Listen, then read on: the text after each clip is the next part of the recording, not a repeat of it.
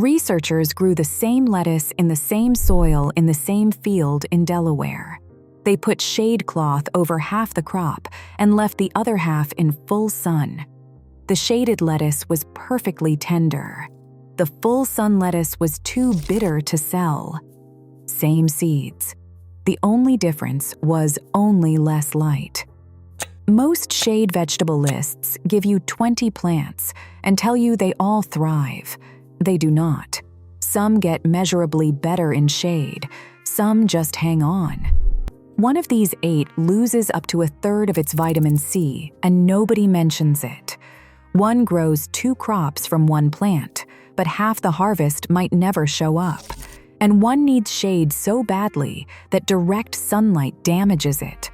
Most gardeners have never heard its name. This list has 8. Here is why each one earned its spot.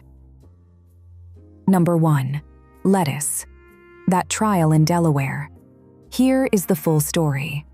Researchers at the University of Delaware tested 6 different shade cloths over 2 years, trying to push harvest past the point where heat turns lettuce bitter. They rated bitterness on a scale where anything above 2 is unmarketable. The romaine arroyo scored 2.8 in open sun. Under black 30% shade cloth, it dropped to 1.6. Unsellable to market ready, just by blocking 30% of the light. The shade cloth dropped soil temperature by roughly 5 degrees Fahrenheit. That is what delays bolting. Lettuce starts sending up flower stalks once soil stays above 80 degrees Fahrenheit, and once it bolts, the leaves go bitter and tough. Shade keeps the ground cooler longer. If you have tried heading lettuces in shade and they failed, that is why.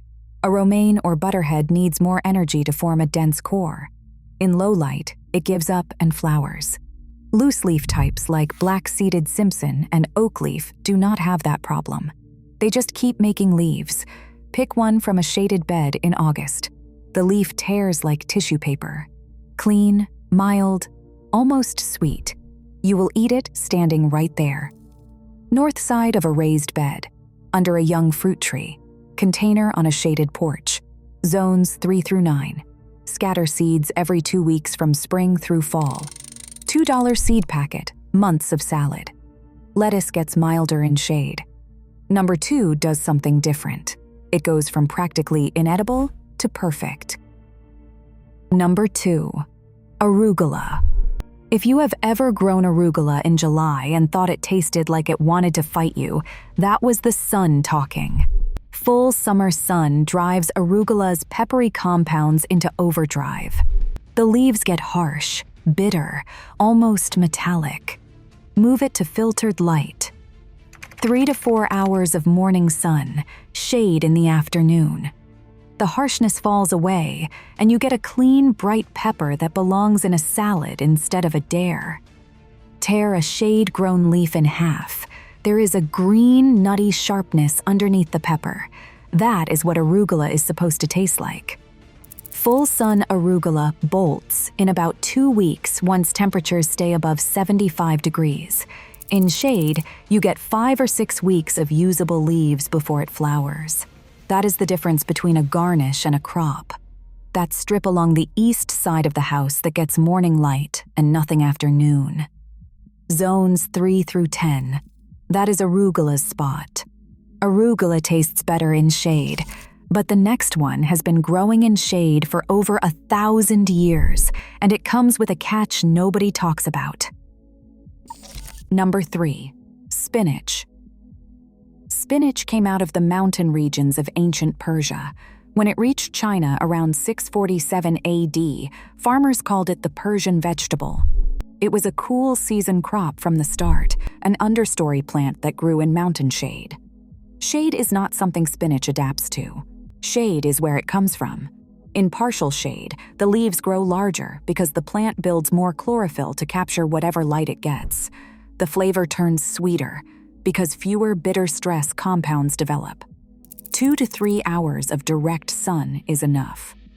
Now, here is what nobody else will tell you. A peer-reviewed study from 2007 found that shading cut vitamin C in spring-sown spinach by 12 to 33%. Bigger, sweeter, longer-lasting leaves. less vitamin C. You should know that before you plan your entire salad garden around a shaded bed. And this is where a distinction matters that most gardening advice skips completely. Shade-loving and shade-tolerant are not the same thing. A shade-loving plant gets measurably better in shade. Less bitterness, better texture, later bolting. A shade-tolerant plant hangs on with less growth, less flavor, and smaller harvests. Most 20 vegetables for shade lists mix both categories and never tell you which is which. Commercial growers already understand this principle. Japanese matcha producers block up to 85% of sunlight for weeks before harvest, and the shade boosts chlorophyll and amino acids while cutting bitterness. Belgian endive growers force chicory roots in pitch-dark rooms and sell the product as white gold. These industries exist because taking light away sometimes makes food better. Your shady garden bed works the same way.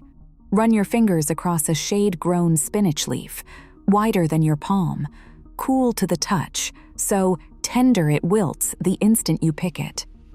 Shadiest bed you have, north-facing raised bed, under deciduous trees where bare spring branches give you light early and summer canopy blocks it when spinach needs cool ground.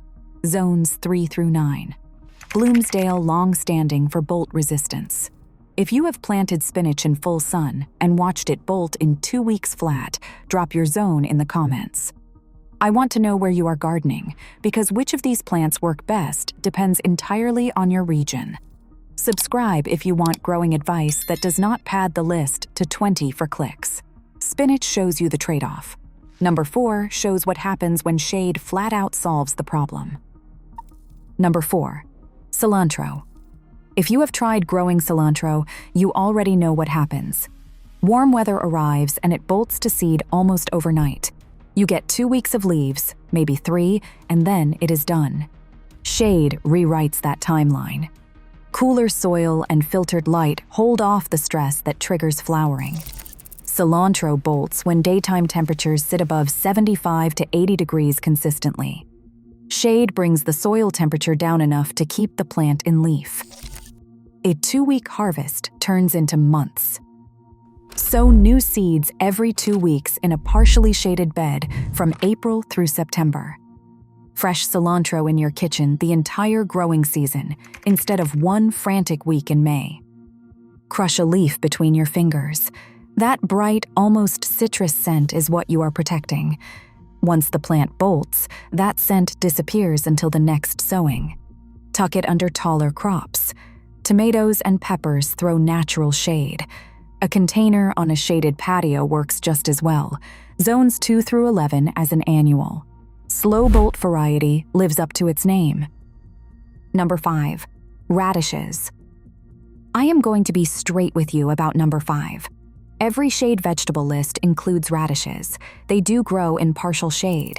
With 3 to 4 hours of light, you get a crop. The roots come out less woody and less bitter than full-sun radishes baked in heat above 85 degrees, but they grow slower and the roots stay smaller. That 30-day harvest on the seed packet assumes 6 or more hours of direct sun. In shade, add a week or 2. The roots will not match the picture on the packet. Still worth growing if you understand what you are getting. Milder flavor, crisper texture, and in hot climates, shade may be the only way to get radishes through summer at all. Radishes tolerate shade. They do not love it. Now you know the difference. Pull one from cool, damp soil. Snap it in half. Clean crack, white flesh, no pithy core. Cherry bell handles low sun well. Interplant between taller crops, or try that strip beside the garage that gets a few hours of morning light. Zones 2 through 10. Radishes are honest about what they are. Number 6 is where the experts start arguing. Number 6. Beets. 2 crops from one plant, roots and greens. In partial shade, the greens are reliable and productive. Sauté them with garlic, and you will wonder why you ever bothered with those plastic bags of pre-washed spinach. The roots are where it gets messy. Clemson University Extension says beets require full sun and will not make good roots in partial shade. Popular gardening sources everywhere say 4 hours of sun produces small but usable roots. This is not a gray area. Clemson University says one thing. Gardening advice everywhere says the opposite. Grow beets in shade for the greens. If the roots develop, that is a bonus. Expect them smaller and slower than anything the seed packet promises. Slice a chioggia in half. Candy-striped rings, alternating ruby and white. The stems cook down to a deep jewel red in the pan. Good iron in the greens, strong antioxidant pigments in the roots. North side of a raised bed. $3 seed packet. Months of outer leaf harvests. Zones 2 through 10. You know beets. Everybody knows beets. Number 7 is a plant nobody in your garden club has ever grown, and it is the reason this video exists. Number 7. Mitsuba. Mitsuba is a Japanese herb in the same family as parsley and cilantro. The name means 3 leaves. Each stem carries a small trefoil of bright green, deeply lobed foliage. It comes from the Satoyama tradition, the Japanese practice of farming the edge between mountain woodland and lowland fields. Mitsuba grew in the shade beneath taller plants. It still does. In full sun, Mitsuba yellows and turns bitter. This plant does not tolerate sun. It requires shade to grow at all. The flavor sits between flat-leaf parsley and celery leaf, with a faint citrus note underneath. In Japanese cooking, it finishes miso soup, tops rice bowls, and goes into tempura batter. Once you taste it fresh, you will understand why it has been cultivated for centuries. You will not find this at any garden center. Kitazawa Seed Company and Baker Creek carry seed packets for $4 to $5. It grows easily from seed in containers and produces continuous harvests for months. Deep shade, under mature trees, along the north wall. That corner of the patio where nothing you have tried has ever survived. Zones 4 through 9. Start it indoors in spring and transplant to your shadiest spot once the soil warms above 50 degrees. If you have a patch of ground where you gave up years ago, try Mitsuba before you pave it over. Mitsuba needs shade. Number 8 needs even less light, and it has been feeding people on this continent longer than most of us realize. Number 8. Miner's lettuce. It makes perfectly round leaves with stems attached through the center, like tiny green umbrellas carpeting the ground. Miner's lettuce is native to Western North America. Gold Rush miners in California ate it raw to prevent scurvy. The leaves are high in vitamin C, which is what kept those miners alive through winters without fresh produce.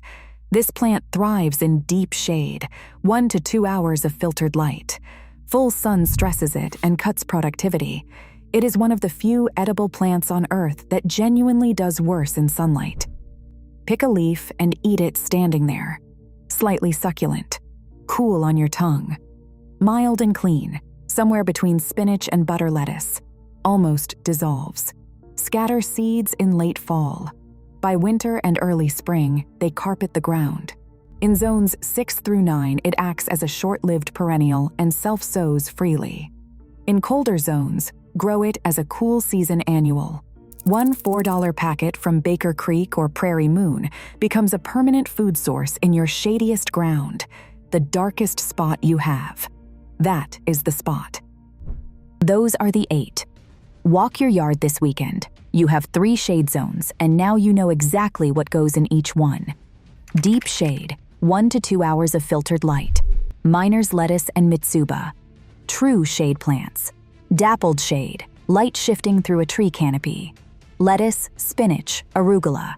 These grow sweeter and more tender with less sun. Partial shade, 3 to 4 hours of morning sun.